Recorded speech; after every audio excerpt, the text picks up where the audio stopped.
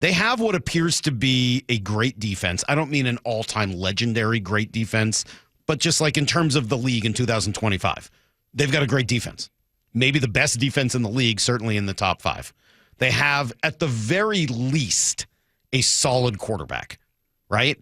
If maybe you want to go farther than that, call him a great quarterback, an elite quarterback. I don't know what word you want to use, but at the baseline, he is a solid quarterback who's played really well through the first 7 games of the season. And they've got what anyone would agree is a smart head coach who doesn't lose them games, who brings some level of added value beyond the baseline, right? I mean, so if you have those 3 things, aren't you a good team? Like, isn't that just a recipe for a pretty darn good season? Yeah, I mean, I think those are all super substantial things. Now, I would challenge a little bit defensively. I would say this is an elite front. This is an elite front. This is as good of a defensive front 4 as we have seen since the Super Bowl years. I think I've said that a few different times over the course of the season, and really the only time they were taken apart was when like 25 to 30% of it was not playing in that game. And, you know, that you take Michael Bennett and Averill off that team. Heck, you took Averill off the Super Bowl in the game, and you saw what happened, the impact that can have. But I believe that this is with the Denver Broncos and Philadelphia Eagles. There's a few of them out there. These are the elite defensive fronts. Secondary comes and goes a little bit. Injury's been a big part of that.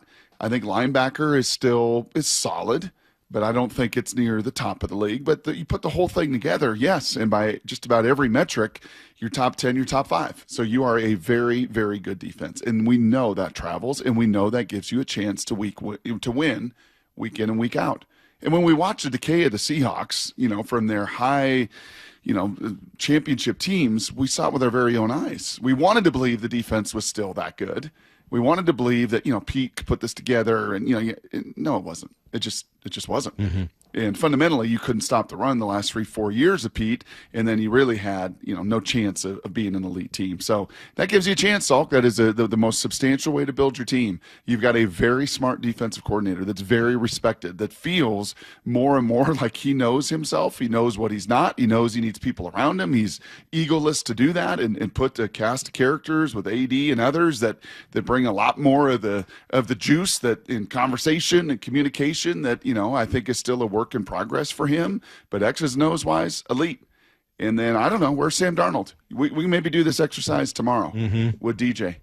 How many other quarterbacks right now do you want playing for your team based on how they're playing this season? Based on how they're playing this season right now. Yeah. Obviously Burrow's hurt, Lamar's hurt, guys are hurt. He's not.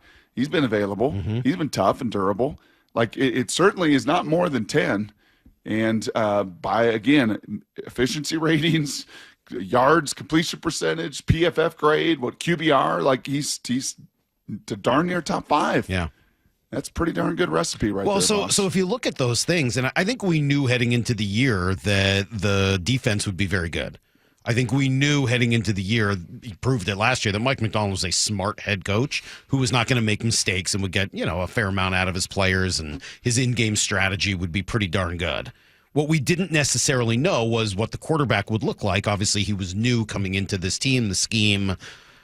So if we thought heading into the year, 9-win team, 10-win team, how do you adjust that based on what you've seen so far? The addition of Darnold, the emergence of JSN as a verified superstar right now, not just the best wide receiver in the league, according to the numbers, like by far the best wide receiver in the league.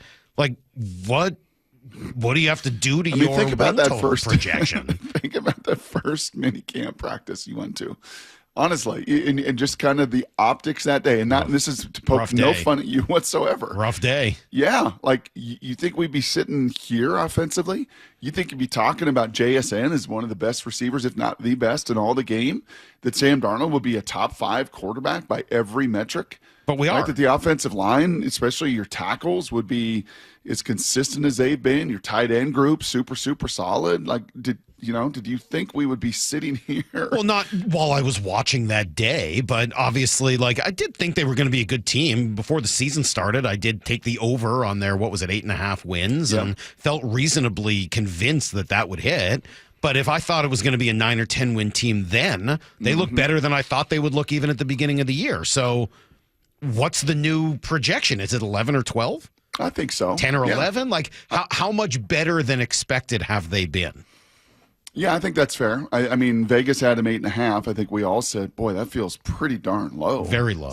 Yes, and that's feeling pretty good right now with a whole lot of season left and having won a bunch of games without a ton of your pieces, too. All right, so let me play you this Kyle Brandt cut. I was going to hold it for later, but I think I like it right now. Here's Kyle Brandt, I think with an excellent description of who the Seahawks are and where they fit into the national landscape. Where, yes, Brock, they actually dropped a spot in the power rankings, at least for ESPN, after their win on Monday night. It felt like it was on at 2 a.m. I feel like most of the country didn't see it. Most of the country doesn't have a feeling on the Seahawks this morning. And guess what happens now?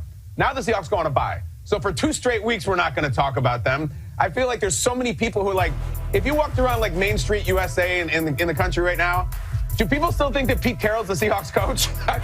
Do they still think Russell Wilson is on the team and like Marshawn Lynch and everything? Because I know a lot of people feel like, well, they lost some juice because their coolest, most famous player was DK Metcalf and he's gone. That may be true. Do you have any idea how good Jackson Smith and Jigba is right now? Do you know that he is leading the NFL in receiving yards and it's not even close? And the second place guy is Jamar Chase. We all bow at the altar of Chase and he's amazing. JSN is way out in front of him. He looks like a first-team All-Pro. Fantastic. Do you know Sam Darnold's playing just as well this year as he did with the Vikings last year? In that year when they just won, and it's Jefferson left and Jefferson right. Darnold is working. It's working not just a little bit, it's working profoundly. And that's just about a minute of what was a 2 or 3 minute rant on how good the Seahawks were and how little anybody is caring to notice it right now, which is great. You love that. Yeah, don't notice. Awesome. And then you can play the disrespect card into the postseason. That's right. Kind of feels a little bit. I was trying to think of a team here in recent memory that is kind of equipped with everything we've just talked about the last few minutes. It wouldn't it kind of just be the team Sam was on last year that had Kirk Cousins for a lot of years and was a very viable team and a good team, but not an elite team. And then their defense really took a step. They pressured the quarterback. They sacked the quarterback, got after the quarterback. They had, Jefferson that just went crazy with Sam Darnold. Pretty solid running backs. An O-line that was a little iffy, right? I mean, O-line that they went out and spent some money on in the offseason, changed the center and changed the guard. I mean, doesn't this feel a little bit like what Minnesota built last season? And it took a while for people to believe that Minnesota was real. And then unfortunately for them, it fell apart in those final 2 games of the year. So, yeah, it may take some time for folks to recognize what's being built here. But this defense, very clearly legitimate. We'll see what it looks like when they get essentially all of their defensive backs to return here after the bye. There is still one major question for me. Because I love all of that. Everything we just talked about. It's still just, can you run the ball? Yeah. And it's what you built so much of your offseason on. It's why it is so Well, there were some frustrating positive signs Monday night, man. Honestly, there was not a negative run as far as their expected play efficiency. Hawkblogger posted all this yesterday. It was one of their better games. Both Charbonnet and Walker for the first time averaged, 4+ yards a carry. They had a holding call, take some stuff. That felt like against a good defense, too, right? Against a very good defense. Best defense in the league by points. One of the better top 10 rush defenses. for rush defenses. Yeah, Yes. I mean, they're pretty good. And you went out and did what you needed to do.